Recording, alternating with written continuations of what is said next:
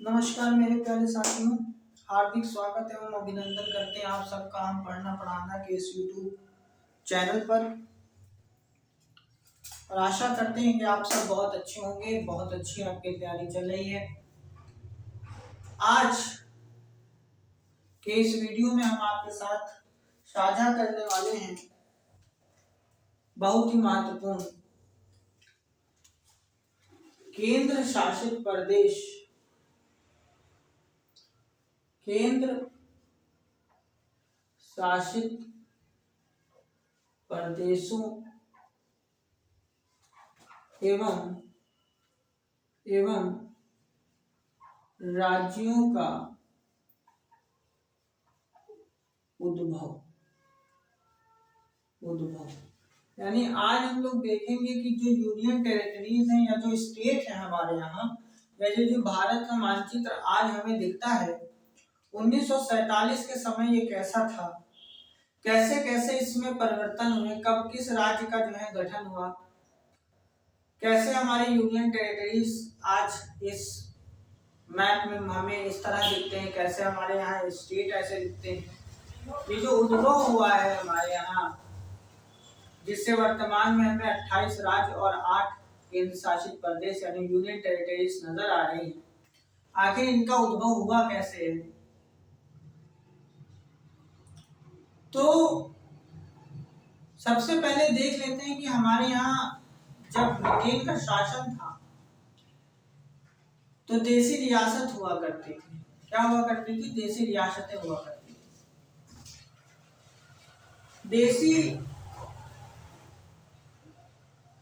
इन देशी रियासतों का जो उस समय 552 हुआ करती थी, इनका एकीकरण कैसे हुआ है? पहले तो ये देख लें। तो हमारे यहाँ 552 देशी रियासतें होती थी, जहाँ के राजा या महाराजा वहां का शासन अपना अलग देखते थे स्वतंत्र रूप से। जब 1947 का भारतीय स्वतंत्रता अधिनियम आया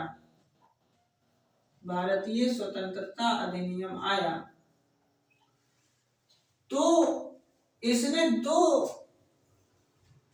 राज्य बनाए, एक तो इंडिया आप जानते ही, और दूसरा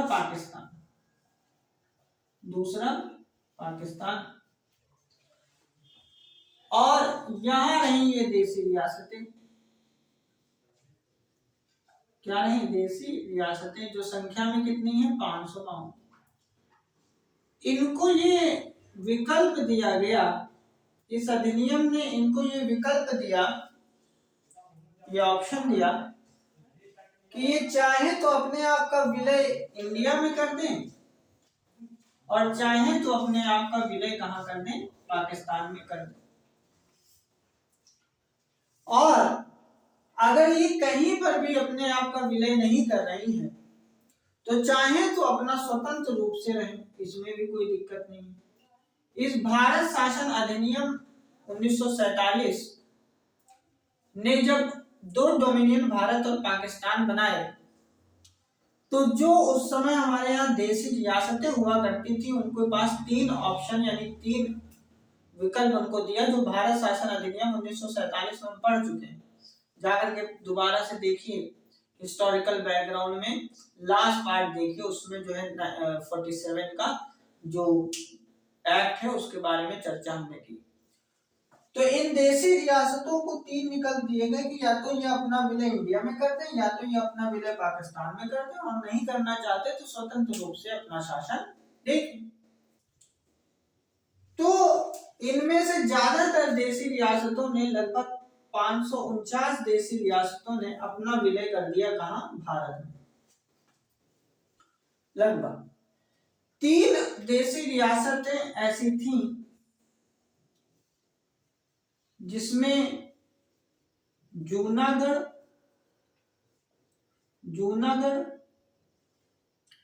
जम्मू और कश्मीर और हैदराबाद,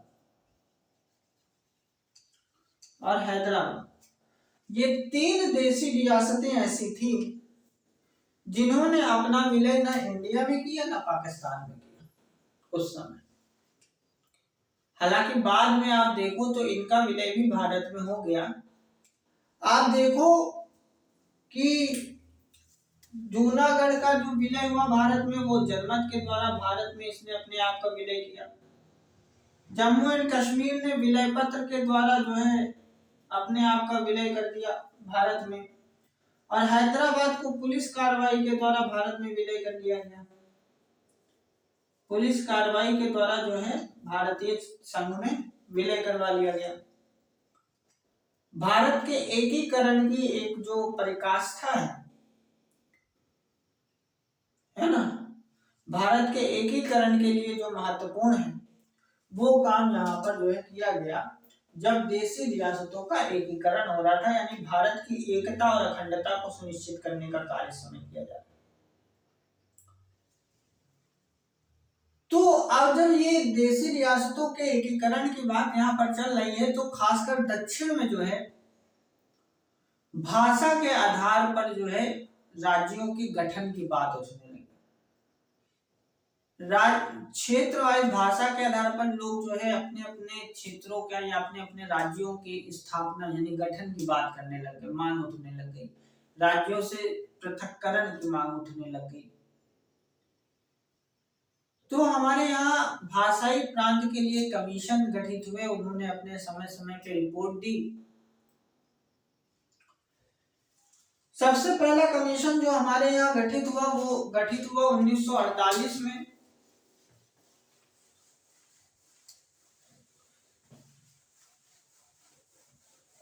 सबसे पहले गठित हुआ 1948 में,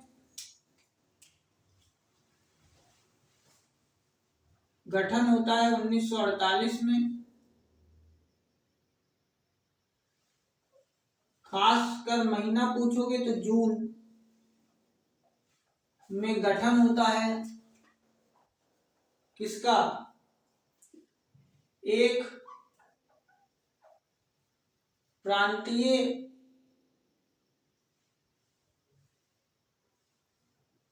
भाषाई प्रांतीय आयोग का, भाषाई प्रांतीय आयोग का गठन होता है।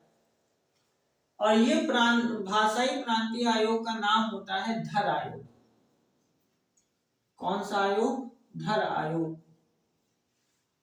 और धर आयोग में अध्यक्षता कौन कर रहा है? आप देखो तो एसके धर साहब ही अध्यक्षता कर रहे हैं। एसके धर इनका पूरा नाम है। एसके धर साहब ही अध्यक्षता कर रहे हैं, इसलिए जो है इनका नाम पड़ा धर आयोग। दिसंबर 1948 को ये अपनी रिपोर्ट प्रस्तुत करते हैं और कहते हैं कि राज्यों का जो पुनर्गठन है, राज्यों का जो पुनर्गठन है, इसका जो आधार है ये भाषा नहीं हो सकती। यानी भाषा के आधार पर हमारे यहाँ राज्यों का गठन नहीं किया जा सकता। धर आयोग ने अपनी ये जो है सिफारिश भारत सरकार को दे दी, क्योंकि अगर भाषा के आधार पर भारत में राज्यों का गठन होने लग जाएगा तो यहाँ तो पग पग पे भाषा बदल जाएगी। इस तरह तो भारत के कई सारे जो है वो राज्य बन जाएंगे। क्यों ऐसा नहीं होगा? तो इस विविधताओं से भरे भारत को कैसे संभाला जाए? धर आयोग ने तो मना कर दिया कि भाषा के आधार पर यहाँ पर जो है राज्यों का गठन नहीं किया जा सकता। मांग तो बनी हुई थी, आंदोलन तो हो रहे थे भाषा के आधार पर राज्यों के गठन को लेकर के, खासकर दक्षिण भारत में। तो फिर इसी प्रांतीय आयोग में ही जो है एक नया कमीशन बनाया जाता है, एक दूसरा कमीशन बनाया जाता है। कब? इसी दिसंबर 1948 में। ये तो अपना जो है रिपोर्ट दे देगा और भाषा के आधार पर जो है राज्यों के गठन को अस्वीकार कर देगा कि भाषा के आधार पर राज्यों का गठन नहीं किया जा सकता। ठीक है। इसके बाद जो है हमारे यहाँ एक कमीशन बनता है जिसको कहते हैं JVP समिति। कौन सी समिति? JVP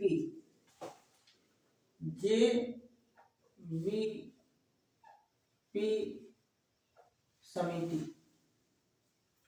ये भी तुम्हारे भाषाई प्रांतीय आयोग, भाषाई प्रांतीय आयोग है कि भाषा के आधार पर जो है गठन हो सकता है राज्यों का, नहीं हो सकता है, उसकी विवेचना करने के लिए ये समिति का गठन किया गया है। अध्यक्ष इसके पंडित जवाहरलाल नेहरू हैं। अगर इसके अध्यक्ष की बात करोगे तो पंडित जवाहरलाल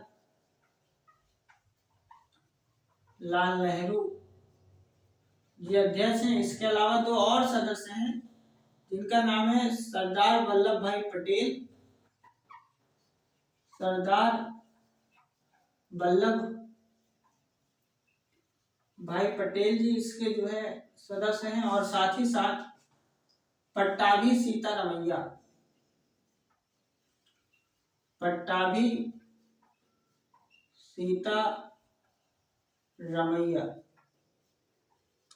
इसके क्या है? इसके मेंबर है। यानी ये 3 सदस्यीय समिति है। इसका गठन होता है दिसंबर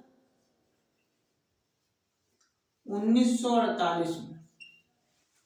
यानी जो अगली समिति बनती है कि भाषा के आधार पर राज्यों का गठन होना चाहिए कि नहीं होना चाहिए, वो समिति कौन है? वो है JVP समिति।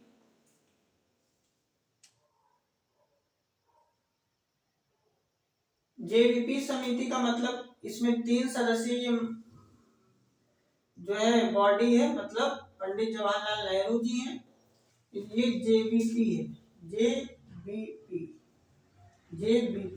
JVP पंडित, बेसिकली इन तीनों के नाम पे ही जो है ये जो है कमेटी रखी गई। ठीक है। कौन कौन? पंडित जवाहरलाल नेहरू, सरदार वल्लभ भाई पटेल और पट्टाभी सीतारमैया। JVP कमेटी का नाम यहाँ पर है। यहाँ तो कोई दिक्कत नहीं है। गठन कब होता है?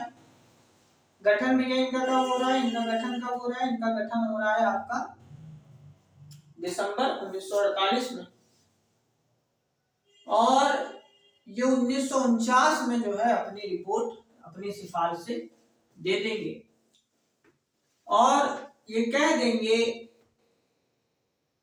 कि भाषा के आधार पर हमारे यहाँ राज्यों का गठन नहीं किया जा सकता, मना कर देंगे। पूरी तरह से जो है ये अपनी बात को मना कर देते हैं। JVP कमेटी की भी रिकमेंडेशन जो है भाषा के आधार पर प्रांतों के विलय को लेकर के जो होती है अस्वीकार कर देते हैं।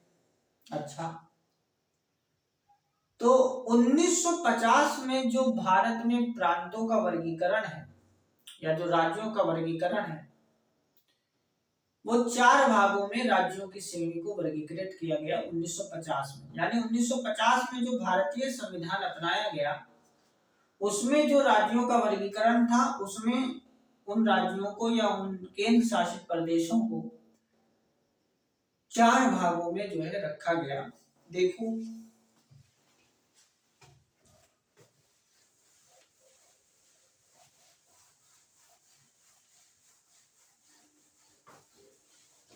चार भागों में रखा गया। यानी 1950 में जो भारतीय संविधान था, जो भारतीय संविधान है, वो खासकर 4 तरह के राज्य क्षेत्रों राज्य क्षेत्रों का वर्गीकरण करता है, वर्गीकरण करता है। कब? 1950 में। अगर आप देखोगे तो हमारे यहाँ 4 तरह के क्षेत्र हुआ करते थे। कुछ क्षेत्र ऐसे थे जिनको भाग का में रखा जाता था, कुछ क्षेत्र ऐसे थे जिनको भाग खा में रखा गया, कुछ क्षेत्र ऐसे थे जिनको भाग गा में रखा गया, और कुछ क्षेत्र ऐसे थे जिनको भाग घा में रखा गया। तो कितनी श्रेणियों में उस समय जो है हमारे यहाँ क्षेत्रों का वर्गीकरण था? तो 4 भागों में वर्गीकरण है, का, खा, गा और घा, ए, बी, सी और डी। का वर्ग में कौन से क्षेत्र आते थे? तो का वर्ग में बेसिकली वो क्षेत्र आए या वो राज्य आए जहां पर उस समय गवर्नर का शासन हुआ करता था, जहां पर जिस ब्रिटिश भारत में जहां गवर्नर का शासन हुआ करता था, उन क्षेत्रों को भाग का में रखा गया। उन क्षेत्रों को कहां रखा गया? भाग का में रखा गया। अगर आप लिस्ट देखोगे तो उस समय ये संख्या में 9 है, यानी उस समय ये ब्रिटिश भारत का वो क्षेत्र जहां पर गवर्नर शासन हुआ करता था, गवर्नर अपना शासन चलाते थे, इनकी संख्या उस समय 9 थी, तो भाग का में इनको रखा गया। कैसे? जैसे असम है, जैसे संयुक्त प्रांत है, जैसे नीचे मद्रास है ना। आप देखो तो ऊपर जम्मू एंड कश्मीर है, इधर बम्बई है, पश्चिम बंगाल है ना। तो इन क्षेत्रों को जो है उस समय यहाँ पर रखा गया, किसमें? भाग का में। इसके अलावा भाग खा में उन क्षेत्रों को रखा गया जहां पर उस समय उन 9 राज्यों को रखा गया, या वो 9 राज्य रखे गए जहां पर विधानमंडल के शाही शासन यहाँ पर चलता था।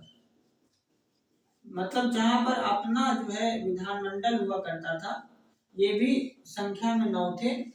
इनको जो है भाग खा में रखा गया, जहां पर उनका विधानमंडल है, शाही शासन है। ये भी संख्या में 9 है। जैसे हैदराबाद है, मैसूर है, पूर्वी पंजाब है, ये सारे क्षेत्र आपके जो हैं ये सब भाग खा में रखे गए। ठीक है। इसके अलावा भाग का गा में वे क्षेत्र रखे गए जहां पर मुख्य आयुक्तों का शासन होता था। किसका शासन होता था? मुख्य आयुक्तों का शासन होता था।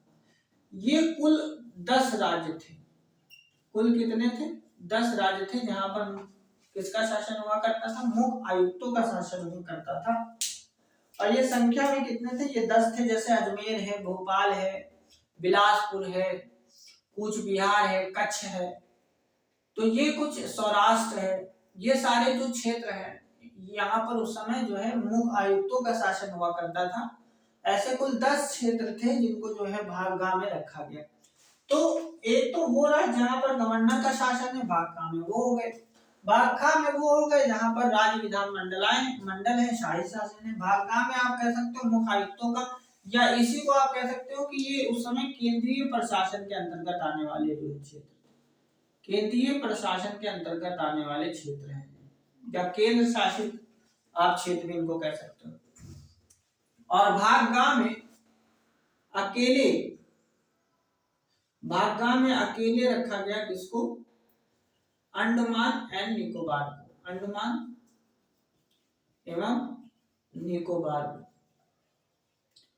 अंडमान एवं निकोबार को अकेले कहा रखा गया भाग में। तो जो 1950 में हमारा भारतीय संविधान था, उसमें जो राज्य क्षेत्रों का वर्गीकरण था वो मुख्यतः 4 भागों में राज्यों को विभाजित किया गया था, जिसमें 9 राज्य भाग ए का हिस्सा थे, 9 राज्य भाग खा का हिस्सा थे, 10 राज्य भाग गा का हिस्सा थे, और अकेले अंडमान और निकोबार भाग घा का हिस्सा था। भाग का की बात करें कि भाग का में जो है कौन से राज्य थे, तो भाग का में उन राज्यों को रखा गया जहां पर गवर्नर का शासन हुआ करता था। साथ ही साथ अगर आप देखो तो भाग खा में उन राज्यों को रखा गया जहां पर विधानमंडल के शाही शासन हुआ करते थे। अगर आप देखो कि भाग ग में किसको रखा गया, तो भाग ग में उन क्षेत्रों को रखा गया जहां पर आपके मुख्य आयुक्तों का शासन है, या फिर आप कह सकते हो कि यहाँ पर ये केंद्र प्रशासित या केंद्र शासित क्षेत्र है। क्या है? केंद्र शासित क्षेत्र। इसके अलावा भाग ग में उन अकेले एकदम अंडमान और निकोबार को रखा गया। ये इस तरह हमारे यहाँ राज्यों का वर्गीकरण जो है हुआ था 1950 के संविधान में। धर आयोग की बात हम आपसे बता चुके हैं, जेवीपी समिति की बात हम आपसे बता चुके हैं, जिसका गठन दिसंबर 1948 में होता है और अप्रैल 1949 में ये अपनी रिपोर्ट दे देती है और भाषा के आधार पर राज्यों के गठन को क्या कर देती है, पूरी तरह से अस्वीकार कर देती है। 3 लोगों की ये सदस्यीय बॉडी होती है, जवाहरलाल नेहरू जी हैं, पंडित सरदार वल्लभ भाई पटेल हैं और पट्टाभी सीतारामैया हैं। ये राज्यों का वर्गीकरण है 1950 में जो हमारे यहाँ संविधान है, उसमें इतने तरह के क्षेत्र हमारे यहाँ होते हैं। बात चली रही होती है कि ऐसी परिस्थितियां बनती हैं कि अक्टूबर 1953 में, कब? अक्टूबर 1953 में भारत सरकार को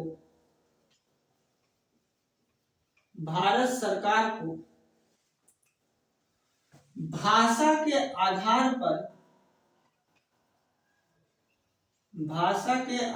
पर पहले राज्य का गठन करना पड़ जाता है। पहले राज्य का गठन करना पड़ जाता है, यानी भारत सरकार भाषा के आधार पर पहले राज्य, यानी भाषा के आधार पर जो पहला राज्य गठित हुआ भारत में, उसका गठन करना पड़ गया। कब भैया? अक्टूबर 1953 में। कब भैया? अक्टूबर 1953 में। और ये जो है क्या होता है, मद्रास हिस्सा होगा गवर्नर के क्षेत्रों का। किसका? गवर्नर के क्षेत्रों का हिस्सा होगा मद्रास से जो तेलुगु भाषी लोग हैं, इनको अलग कर दिया जाता है और आंध्र प्रदेश का निर्माण कर दिया जाता है। इस तरह भाषा के आधार पर गठित हुआ भारत का पहला राज्य आंध्र प्रदेश अस्तित्व में आता है अक्टूबर 1953 में। भारत सरकार को भाषा के आधार पर पहले राज्य का गठन करना पड़ जाता है। खूब सारा आंदोलन होता है। 56 दिनों की भूख हड़ताल के कारण एक नेता की जो है मृत्यु भी हो जाती है। कांग्रेस के वो नेता होते हैं, उनकी जो है मृत्यु हो जाती है। नाम मैं भूल रहा हूं, पीटा करके शायद उनका नाम है, पीटा मास्टर, उनकी जो है मृत्यु हो जाती है। कांग्रेस के उस समय नेता होते हैं। हालांकि भाषा के आधार पर हमारे यहाँ पहला आंध्र प्रदेश राज्य का गठन हो गया है अक्टूबर 1953 में। पोतीश्री रामुलु उनका पूरा नाम होता है, जिसको मास्टर, पोतीश्री रामुलु मास्टर, वो कांग्रेस के लीडर होते हैं। अक्टूबर 1953 में उनकी मृत्यु, इसी के आंदोलन के चलते 56 दिनों की भूख हड़ताल के कारण उनकी जो है मृत्यु हो गई उस समय। खैर, तो भाषा के आधार पर पहले राज्य का गठन हो गया है, और वो कौन सा राज्य है? आंध्र प्रदेश। तो अब तो आंदोलन और तेज होगा कि भाषा के आधार पर भैया हमें भी गठित करो, ये आवाज और बुलंद हो जाएगी। तो फिर हमारे यहाँ एक जो है समिति जो है गठित होगी। एक समिति हमारे यहाँ फिर गठित की जाएगी, यही भाषाई प्रांतीय आयोग का फिर से हमारे यहाँ गठन होगा। याद रखिए, इस समय हमारे यहाँ 4 तरह के जो है क्लासिफिकेशन है अभी तक। तो अब हमारे यहाँ एक और समिति का गठन होगा, और वो समिति होती है जिसको हम लोग कहते हैं फजल अली आयोग। फजल अली आयोग का गठन होता है। फिर से एक भाषाई प्रांतीय आयोग का गठन होता है और इस आयोग का नाम होता है फजल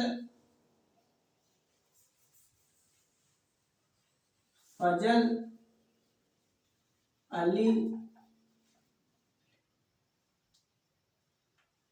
समिति या आयोग, फजल अली समिति या आयोग। तो एक सवाल तो सीधा सीधा यही बन सकता है कि फजल अली आयोग या फजल अली समिति का संबंध किससे है? तो भाषा के आधार पर प्रांतों के गठन यानी राज्यों के पुनर्गठन से संबंधित ये समिति बनी। जेवीपी समिति का संबंध किससे है? तो राज्यों के पुनर्गठन से संबंधित है। इसके अलावा आप देखो तो जो उससे पहले हमारे यहाँ धर आयोग बना, उसका संबंध किससे है? तो उसका भी संबंध जो है भाषा प्रांतों यानी राज्यों के पुनर्गठन को लेकर के उसे मतलब उसका रिपोर्ट देने के लिए ये भी जो है समिति हमारे यहाँ बनती है। इस भाषाई प्रांतीय आयोग का गठन कब होता है हमारे यहाँ? तो दिसंबर 1953 में। दिसंबर 1953 में इस फजल अली आयोग का गठन होता है। फजल अली आयोग का गठन होता है और 1955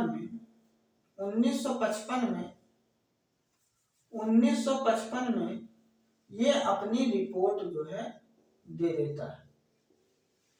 ये अपनी रिपोर्ट दे देता है। 3 सदस्यीय बॉडी ये भी है। कंजरू इसके मेंबर हैं, एक तो एच के कंजरू उनका नाम है और एक तो यही साहब है क्या फजल अली साहब हैं और अगर दूसरे एक जो शख्स का नाम आप अगर याद करो तो शायद पडिक्कर। कौन है? पडिक्कर, एसके पडिक्कर उनका नाम है। उनको भी इसी आयोग में रखा गया है। ठीक है, तो ये फजल अली समिति या आयोग हमारे यहाँ गठित होता है, राज्य पुनर्गठन से संबंधित है। गठन दिसंबर 1953 में, वही जब आंध्र प्रदेश का निर्माण हुआ है अक्टूबर 1953 में, उसके बाद ही रिपोर्ट 1955 में देता है और भाषा राज्यों के पुनर्गठन का एक आधार हो सकता है, इसको ये स्वीकार कर लेता है। बड़ी बात है। फजल अली आयोग वो आयोग है जो ये कहता है कि राज्यों का जो गठन है उसका एक आधार भाषा भी हो सकती है, किंतु एक भाषा एक राज्य मतलब पूरे राज्य में एक ही भाषा बोलने वाले लोग हों, इस सिद्धांत को इसने खारिज किया है। इस सिद्धांत को इसने रिजेक्ट किया है, खारिज किया है। एक भाषा एक राज्य की परिकल्पना को इसने खारिज किया है, किंतु ये जरूर कहा है कि हाँ, राज्यों के पुनर्गठन में भाषा भी एक आधार हो सकता है, लेकिन सिर्फ एक राज्य एक भाषा के सिद्धांत को इस फजल अली आयोग समिति ने खारिज किया है। दोनों में अंतर है। जब हम कह रहे हैं कि भाषा भी एक आधार हो सकता है, इसका मतलब ये है कि इसने जो राज्यों के पुनर्गठन को लेकर के मुख्यतः 4 चीजों को ध्यान में रखा। एक तो इसने कहा कि जो वहां का प्रशासनिक सुविधा है, जो वहां का वित्तीय या आर्थिक जो है व्यवस्थाएं हैं, उसको ध्यान में रख करके जो है राज्यों का पुनर्गठन होना चाहिए। सांस्कृतिक और भाषाई एक रूपता को ध्यान में रख करके जो है राज्यों का पुनर्गठन होना चाहिए। जब भी राज्यों को पुनर्गठन करें तो उसकी एकता को, संस्कृति को सुरक्षा और रक्षा का अनुरक्षण होना चाहिए, ऐसा भी इसने जो है एक्सेप्ट किया। और सबसे बड़ी बात इसने जो है जो वित्तीय और आर्थिक तर्क है उसको भी राज्यों के पुनर्गठन से संबंधित उसको जो है एक आयाम के तौर पर देखा कि राज्यों के पुनर्गठन से संबंधित है। इसके अलावा लोगों के कल्याण के लिए अगर ये हो रहा है राज्यों का पुनर्गठन, अगर एडमिनिस्ट्रेशन इजी हो रहा है और कल्याणकारी योजनाएं इजिली जो है मुहैया हो सकती हैं, तो बिल्कुल जो है राज्यों का पुनर्गठन होना चाहिए। ऐसे कुछ 3-4 रिकमेंडेशन फजल अली आयोग ने कहा। और सबसे बड़ा इनका जो रिकमेंडेशन था वो ये था कि इन्होंने ये जो 4 आयामी राज्यों का वर्गीकरण था, 4 आयामी राज्यों का जो वर्गीकरण है, ये जो वर्गीकरण था भारतीय संविधान में, इसको खत्म करने के लिए, इसको समाप्त करने की सिफारिश दी थी, इसको समाप्त करने की सिफारिश दी थी। और ये कहा था कि इसकी जगह पर हमारे यहाँ 16 राज्य और 8 यूनियन टेरिटरीज जो है बना दी जाए, यानी 8 केंद्र शासित प्रदेश और 16 राज्यों को यहाँ पर गठन कर दिया जाए।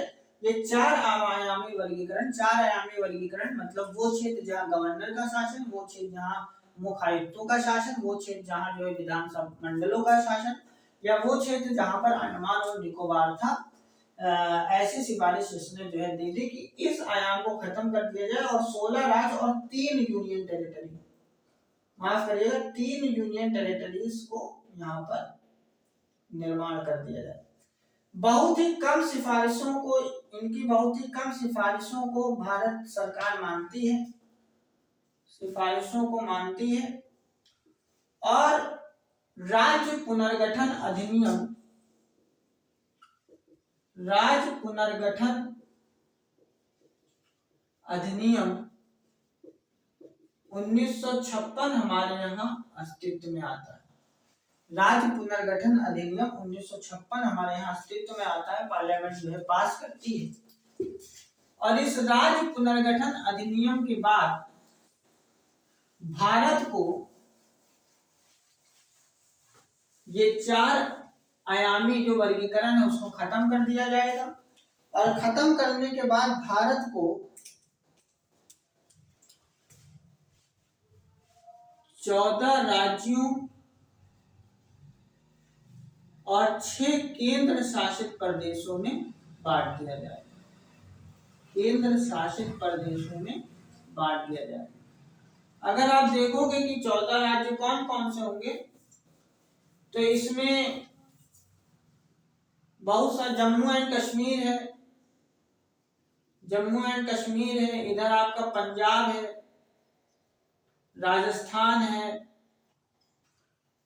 राजस्थान है, नीचे आपका जो है बम्बई है, बम्बई है, मद्रास है, मद्रास है, मैसूर है, मैसूर है। इसके अलावा आप देखो तो उड़ीसा है,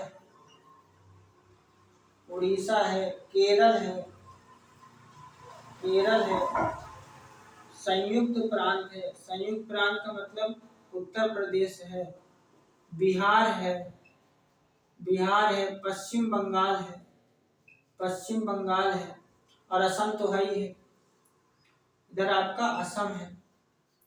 कितने हो गए? 1 2 3 4 5 6 7 8 9 10 11 12, 2 राज्य और हैं। पंजाब तो हो ही गया, राजस्थान हो गया, उत्तर प्रदेश हो गया, बिहार हो गया, पश्चिम बंगाल हो गया, उड़ीसा हो गया,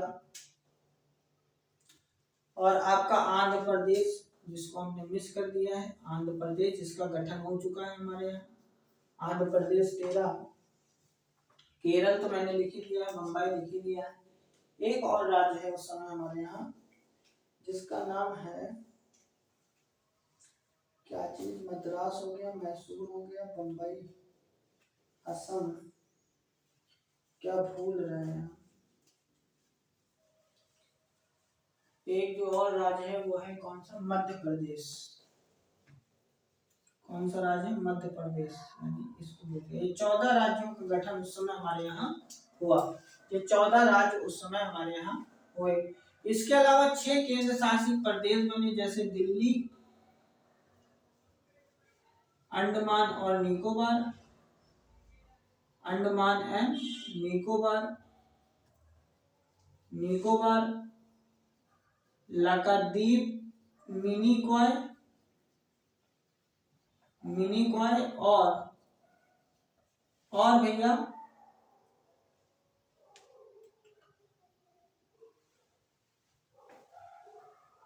और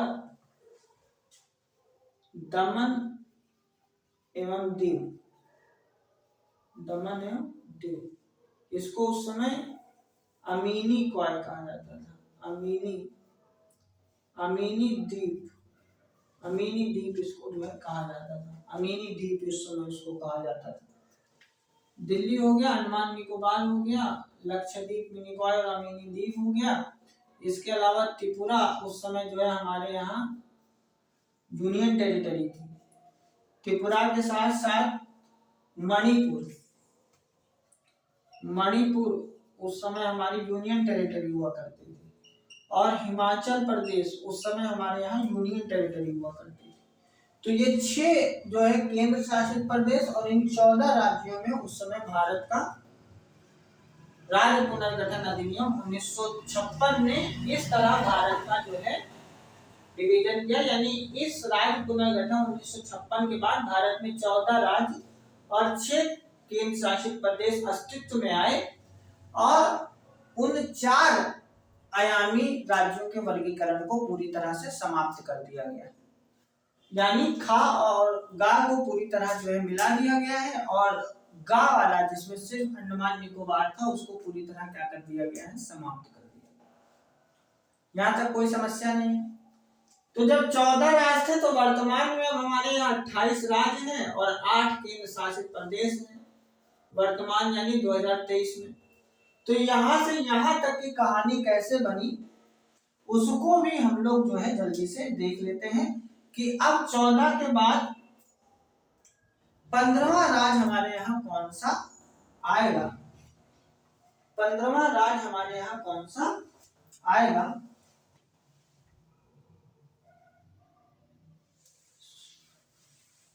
उसको हम लोग यहाँ पर देखेंगे।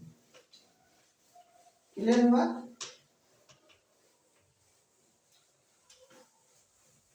यहाँ तक कोई दिक्कत नहीं है ना? यहाँ तक कोई दिक्कत नहीं है। आंध्र प्रदेश का जो है गठन हो चुका है। तो 1960 में कब भैया? 1960 में कब? 1960 में हमारे यहाँ एक क्षेत्र है बम्बई। क्या क्षेत्र है? बम्बई। इस बम्बई का डिवीजन किया गया है। यानी मराठी बोलने वाले लोगों के लिए यहाँ पर महाराष्ट्र और गुजराती बोलने वालों के लिए गुजरात का गठन कर दिया गया है।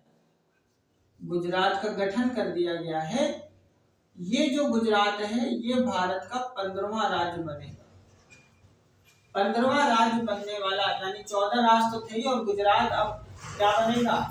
15वां राज्य बनेगा। और ये कब हुआ है? यह हुआ है 1960 में, जब बम्बई को डिवाइड किया गया है। मराठी बोलने वालों के लिए महाराष्ट्र और गुजराती बोलने वालों के लिए गुजरात।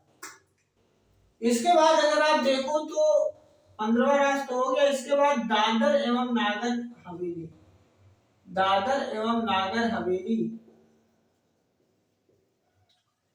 जो 1954 में स्वतंत्र हो गई।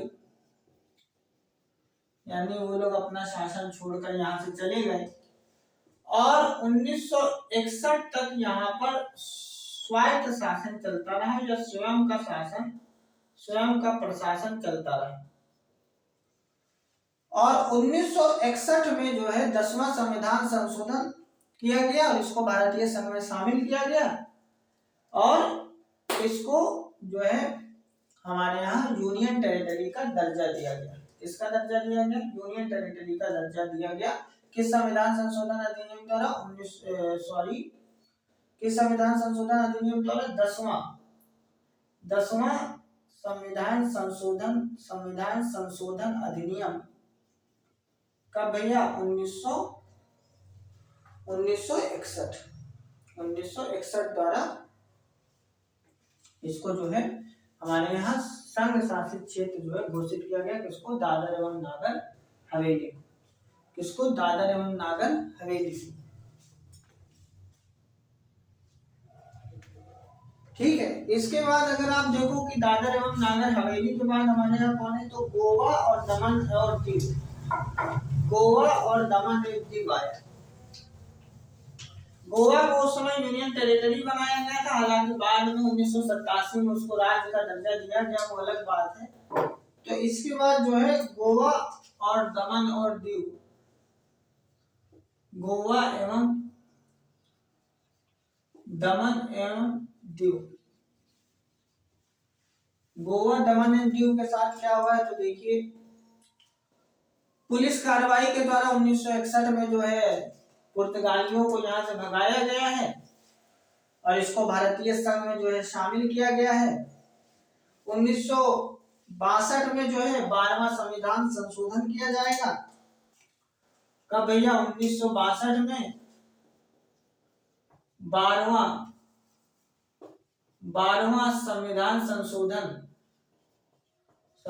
संशोधन और इनको एज अ यूनियन टेरिटरी यानी केंद्र शासित प्रदेश के रूप में स्टेब्लिश किया जाएगा। पुलिस कार्रवाई के द्वारा इसको अधिग्रहित किया जाएगा, पुलिस कार्रवाई के द्वारा इसको अधिग्रहित किया जाएगा। 62 में 12वां संविधान संशोधन, यूनियन टेरिटरी का स्टेटस। बाद में 1987 में गोवा को राज्य का दर्जा दे दिया जाएगा। 1987 में गोवा को राज्य का दर्जा दे दिया जाता है, अभी आगे जो है बता भी देंगे गोवा। ठीक है। इसके बाद आप देखो पुडुचेरी, उस समय जो पुडुचेरी है इसके 4 क्षेत्र आपको देखने को मिलेंगे। एक तो कराईकल, दूसरा माहे, एक पुडुचेरी सेवम और एक आपका यमन।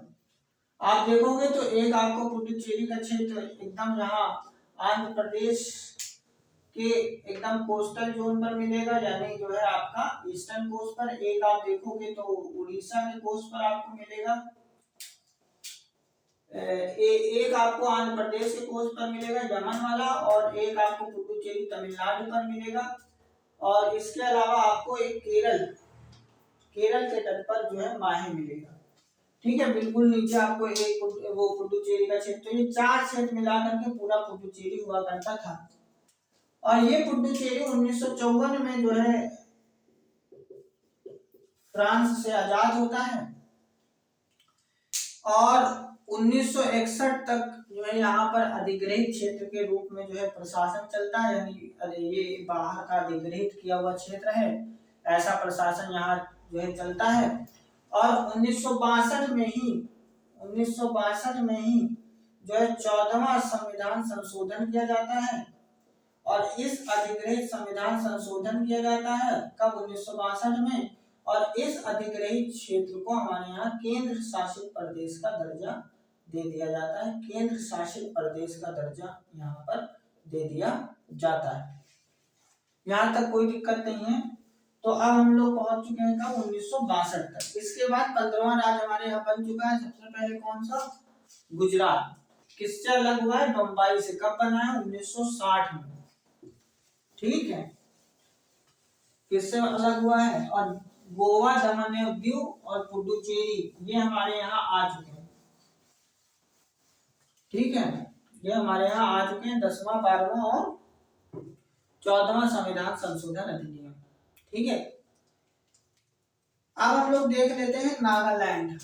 हमारे यहाँ जो 17वां नागालैंड, 15वां राज्य वो बन चुका है। 16वां राज्य के रूप में इस नागालैंड का एस्टेब्लिशमेंट होता है। यानी भारत में जो 16वें राज्य की स्थापना हुई है वो किसकी हुई है? नागालैंड की हुई है। बेसिकली असम से अलग होता है। असम का जो त्वेंगसोंग, आप ऐसे लिख सकते हो, त्वेंगसोंग वाला जो बाहरी क्षेत्र है और खासकर जो नागा की पहाड़ियां हैं, इन दोनों जोन को मिलाया जाता है और एक नागालैंड का क्या कर दिया जाता है? फॉर्मेशन कर दिया जाता है नागालैंड पुनर्गठन अधिनियम 1962 के अंतर्गत। किसके अंतर्गत? नागालैंड पुनर्गठन अधिनियम 1962 के अंतर्गत नागालैंड को 16वें राज्य के रूप में जो है स्थापित कर दिया जाता है। हालांकि जो 1962 में यह अधिनियम आता है, इसको जो है लागू किया जाता है 1963 में। इस नागालैंड का निर्माण कब हुआ है? तो नागालैंड पुनर्गठन अधिनियम 1962 के द्वारा, और इस अधिनियम को लागू किया जाता है 1963 में, क्योंकि 1961 तक इसका शासन जो है गवर्नर राज्यपाल के हाथों में रहा है। तो इस तरह हमारे यहाँ जो है 16वां राज्य बना कौन सा? नागालैंड। कौन सा? नागालैंड। अब बनता है 17वां, 18वां और 19वां, यही तो सबसे पहले देख लेते हैं 17वां राज्य जो है कौन सा बना है। 17वां राज्य हमारे यहाँ कौन सा बना है? तो 17वां राज्य हमारे यहाँ बना है हरियाणा। कौन सा राज्य बना है? हरियाणा। हरियाणा बना। हुआ क्या है कि पंजाब में जो है एक नेता है तारा सिंह जी, ये खासकर सिंध प्रांत को जो है या सिंध क्षेत्र का जो है मांग कर रहे हैं पंजाबी बोलने वाले लोगों के लिए। पूर्वी सिंध पंजाब नाम से इनकी डिमांड है कि एक राज्य का गठन कर दिया जाए। तो होता क्या है कि पंजाब में जो हिंदी भाषी लोग हैं, उन हिंदी भाषी बोलने वाले लोगों के लिए हरियाणा बना दिया जाता है, और पंजाब के लिए तो पंजाब है ही है। और इसके अलावा जो पहाड़ी क्षेत्र वहां पर बच रहा है, वो जो है यहाँ पर हिमाचल प्रदेश का रूप ले लेता है। हिमाचल प्रदेश का रूप ले लेता है, और इसके साथ साथ यहाँ पर एक और टेरिटरी निकल के आती है जिसको कहते हैं चंडीगढ़। तो इस तरह खैर अभी हिमाचल प्रदेश को यहाँ पर एज अ यूनियन टेरिटरी का दर्जा दिया गया। यूनियन टेरिटरी का दर्जा दिया गया। और चंडीगढ़ भी हमारे यहाँ यूनियन टेरिटरी है। क्या है? यूनियन टेरिटरी है। 1900 ये हम बात कर रहे हैं कब की? 1966 में। हरियाणा का निर्माण कब हुआ? 1966 में। यानी 1966 में हरियाणा को जो है 17वें राज्य का दर्जा मिल गया है। यहाँ से Himachal Pradesh as a union यानी केंद्र शासित प्रदेश बनकर के उभरा है। लेकिन ये 66 के बाद आते आते अभी आप देखोगे कि बांग्लादेश के साथ